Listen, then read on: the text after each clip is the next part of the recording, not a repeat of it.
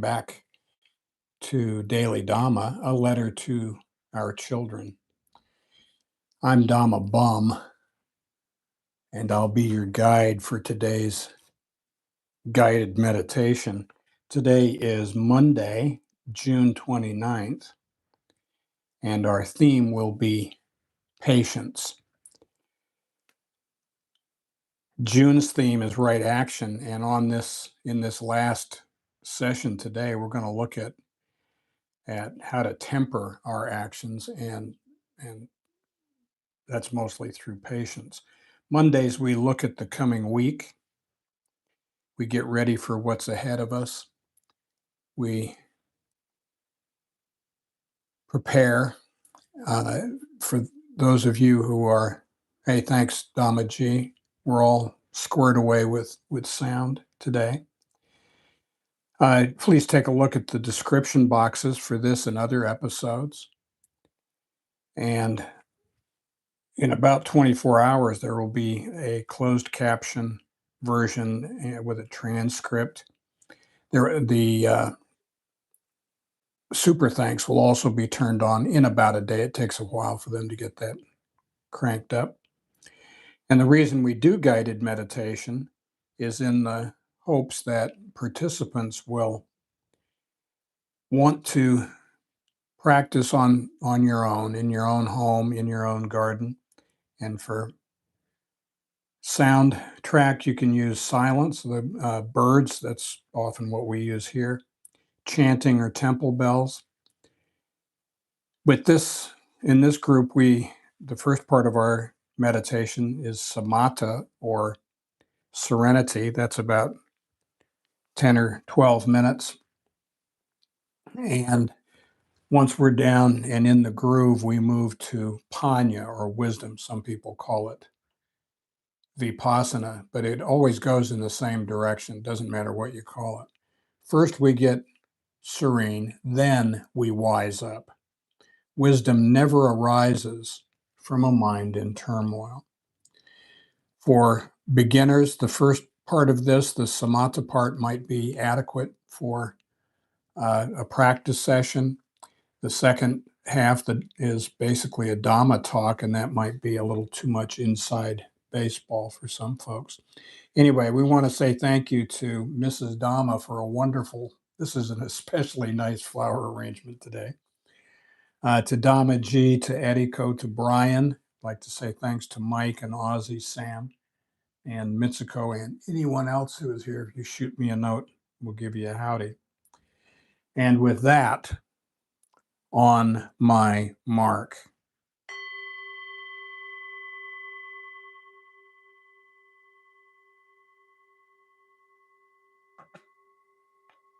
Find yourself in a quiet spot, spine straight, shoulders back. Let your chin drop towards your chest. Let your hands rest in your lap or on your thighs or your knees. Close your eyes and your mouth gently, and imagine a ball of white light an inch or two, 3 to 5 centimeters below your nostrils. Breathe in through your nose. Watch it go down past your heart to your stomach and back out the same way. Breathe in through your nose. Watch it go down past your heart to your stomach and back out the same way. Just smooth, natural breaths for you. When outside thoughts intrude, gently brush them aside, thinking, no, that's not my business. I'm focused on my breath as I breathe in through my nose. Watch it go down past my heart to my stomach and back out the same way. Just empty your mind. Now, on Mondays, we always start with the Dhammapada, verses 1 and 2. Mind is the forerunner of all things. Think and act with a corrupt heart, and sorrow will follow, as surely as the cart follows the ox that pulls it.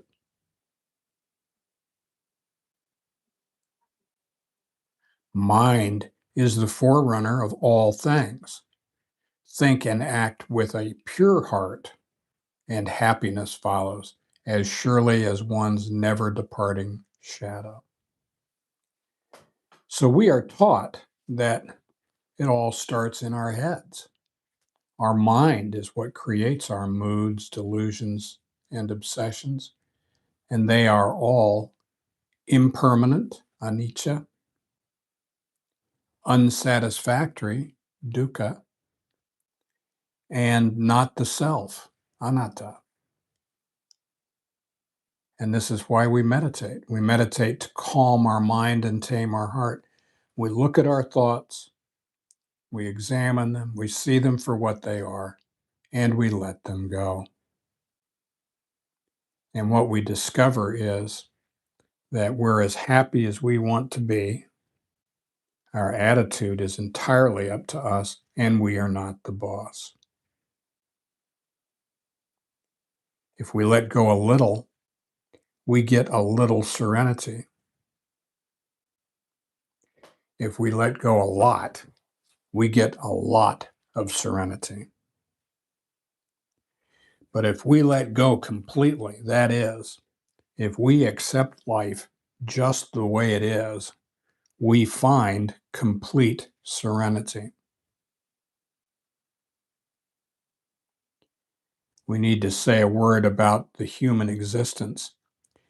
Our human life consists of 5 khandhas, or clinging aggregates, and they are our body, our feelings, memories and perceptions, thoughts, and consciousness.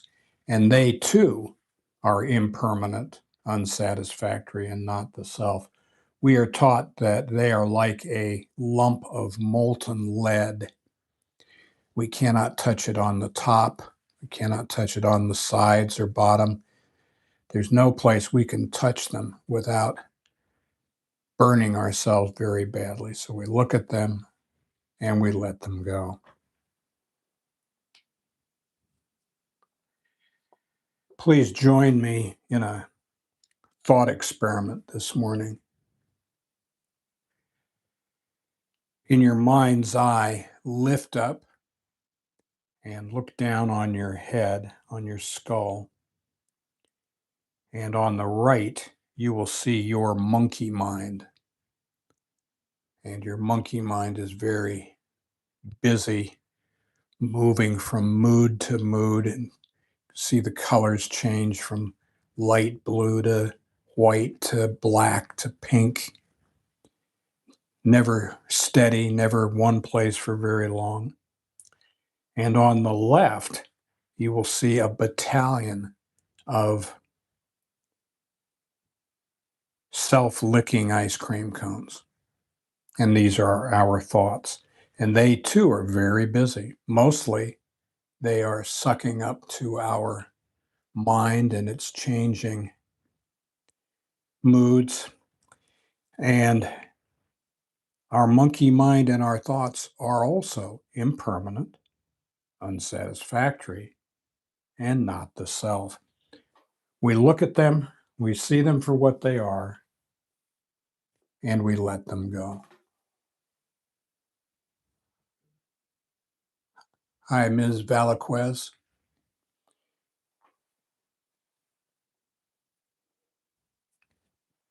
Now, as meditators, we have 3 duties: mindfulness, collectedness, and contentment. Mindfulness. In this group, we focus on the ball of light. That's the object of our meditation.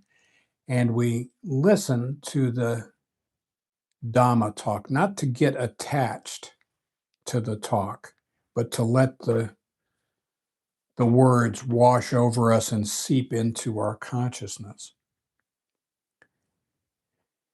Our second duty is collectedness. Some people say concentration. And what it means is that when outside thoughts intrude, which they will do, if we're going down to the shop and we're doing our to-do list and we're thinking about what Betty said to us last week, when we're distracted, we gently brush those thoughts aside, saying, no, that's not my business. I'm focused on my breath as it goes in through my nose, down past my heart to my stomach, and back out the same way. And our last duty is contentment. And we have a responsibility to be at peace right now. However we are this instant is how we are. If we are restless, irritable, discontent, full of resentment, hatred, anger, fear, that's the kind of people we are. We can't say, oh, I'm not going to be like that next week. How are we right now? If we're happy, joyous, and free right now, we're happy, joyous, and free people. So pick a lane and then stick to it. Yeah. Nobody can force you to be happy, but it's a choice. In a word, I guess you could say mindfulness, collectedness, and contentment is patient. And if we can be patient for a few seconds during today's meditation, just a little more, just wait, just right there, like that, then during the week, we can stretch that out to minutes of focus. And we just stitch together these little packets of patience, and shazam, we look up and we go, holy cow, I haven't had an angry, resentful, fearful thought for an hour. How did that happen? So this is what we're trying to do. As we move into the second half of our meditation, Panya, for people that just wanted a serenity meditation, that's probably adequate. The second half, we're looking at the Dhamma, and we try not to get attached to this. If we go down a rabbit hole, we come back and focus on our breath. But last week, we focused on the four sublime attitudes, and it was apparent that they take patience and they take work. Now, being patient does not come naturally to everybody, doesn't come naturally to me.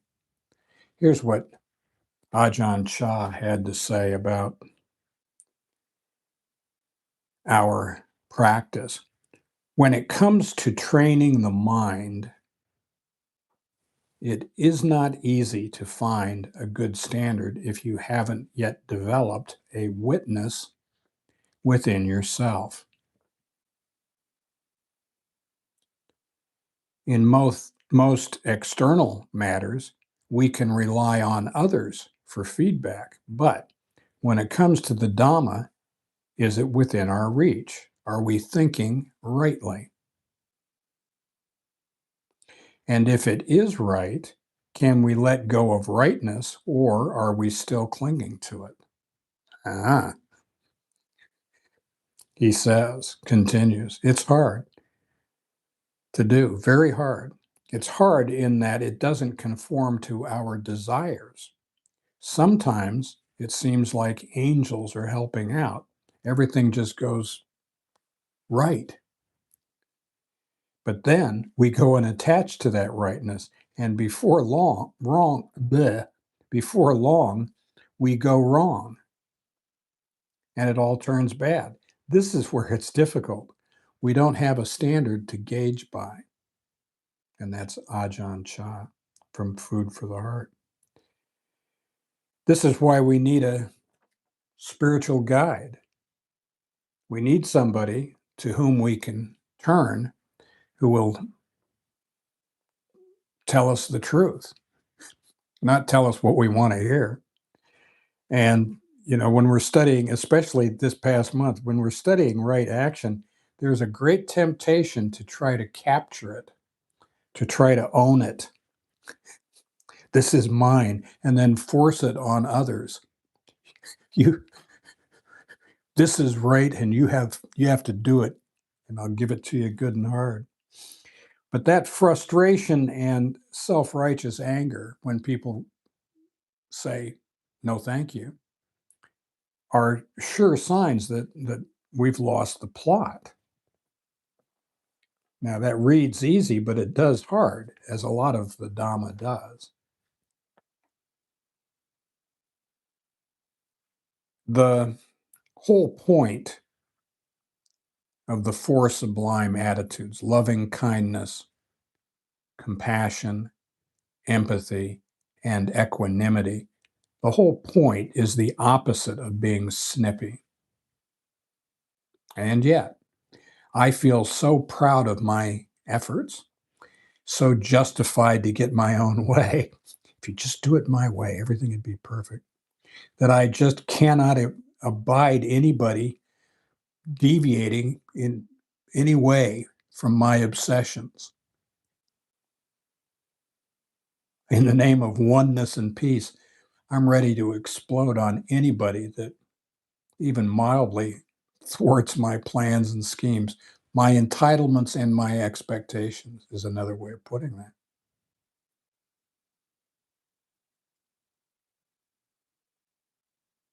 So what do we know about that? Well,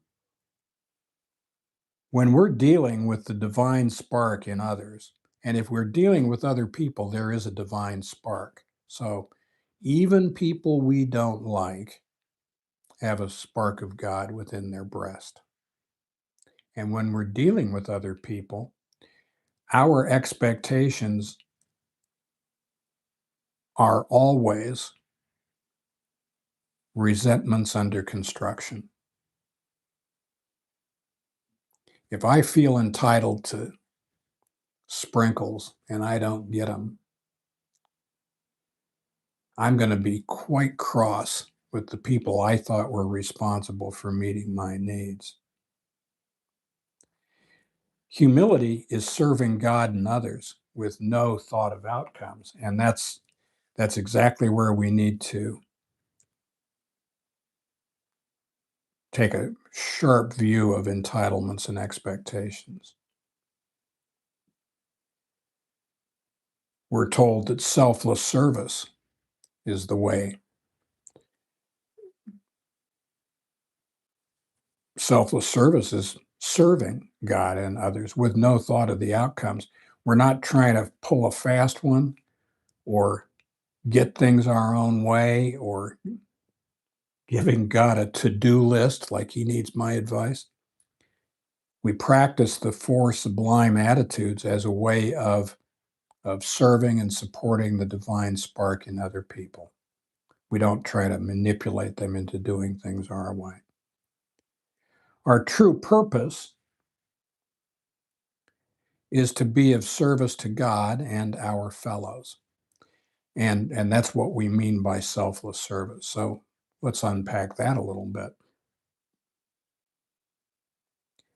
Selfless service means that we do the right thing with no thought of what the outcome is going to be. Outcomes are God's business. Outcomes are none of my business. And it doesn't matter how you see God. God could be good, orderly direction or grace over drama or I like this one. God is the name we give to the blanket we throw over the mystery to give it some shape. That's from Jimmy Carr. So it doesn't matter what your particular view of a higher power is, as long as you have one and it's not yourself. The outcomes are that higher power's business, not mine. And it looks like this. We're sitting in a boat and we've got our hands on the oars and we row and we row and we row. We develop boring habits. We do the work. In the back of the boat, God, as you see God, has hands on the tiller and is steering us to the safe harbor where we belong. Now, all of this requires metta with two T's. Metta is loving kindness, and it is not the transactional relationships that too many of us engage in most of the time. A transactional relationship goes like this: meet my emotional needs and solve all my problems. Maybe I won't leave you. It's emotional blackmail.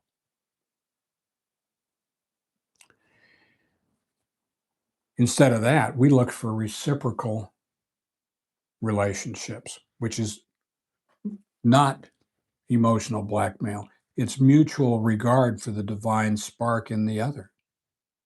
And it goes kind of like this: I see your pain, I honor it, but I don't need to fix it. It's compassion, not codependency.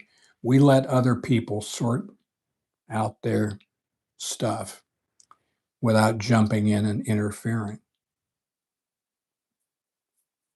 And some people think that sounds cold. It's not cold. Think again. My suggestion. So, what does this mean? We are mindful of our breath, both in meditation and throughout the day. We pause when we're agitated and we reflect before we react. Mindfulness, sati, and self-awareness, sampajana, help us keep our practice on the path. The key to this is patient, persistent practice of the principles. This is the way. And for that, patience is very important. Rinse, lather, repeat. Equanimity is boring for some people.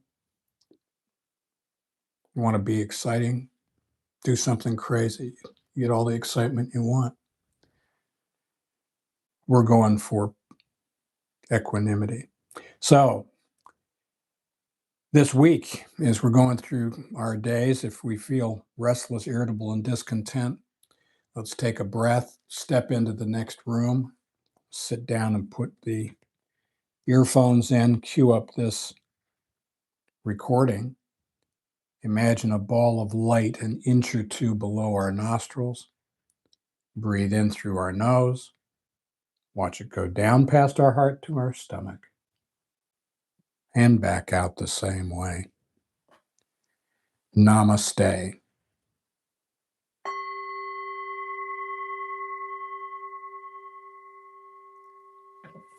Okay.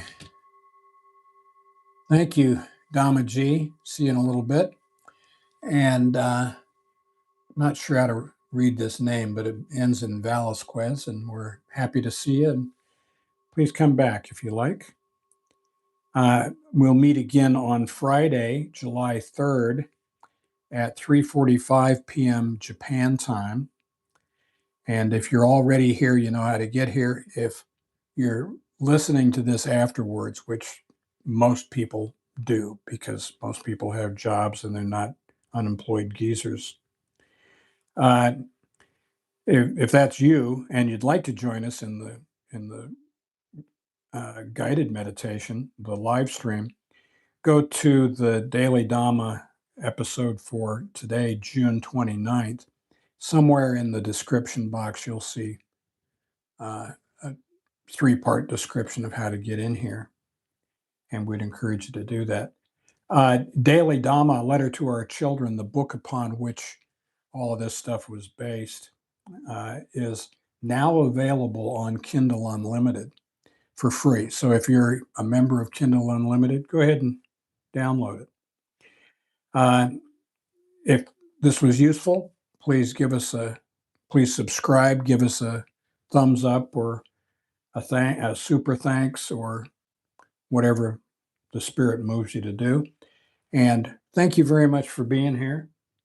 And we will see you again on Friday. Namaste.